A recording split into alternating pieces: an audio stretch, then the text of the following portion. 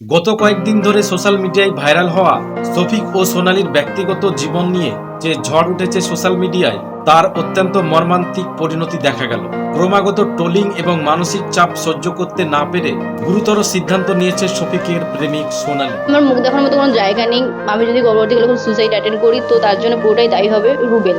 আমার পাড়া বা আমার এলাকা, আমি যেখানে পড়াশোনা করি কোথাও আমি মুখ দেখাতে পারছি না। আমাদের পাড়া থেকে আমাকে বলেছে যে এই মেয়ে যেন ঘরে না ঢোকে।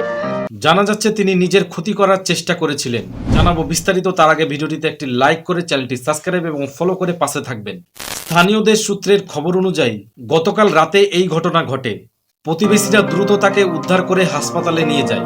যদিও তার শারীরিক অবস্থা এখন স্থিতিশীল, তবুও তিনি এখন চিকিৎসকদের পর্যবেক্ষণে আছেন। একটি ব্যক্তিগত ঘটনাকে তাকে জনসম্মুখে এনে সীমাহীন হয়রানির ফল কতটা ভয়ানক হতে পারে তা নিজে চোখে দেখিয়ে দিলেন সোনালী। সাইবার বিপন্নের শিকার হয়ে নিজের জীবন বিপন্ন করতে চলেছিলেন তিনি।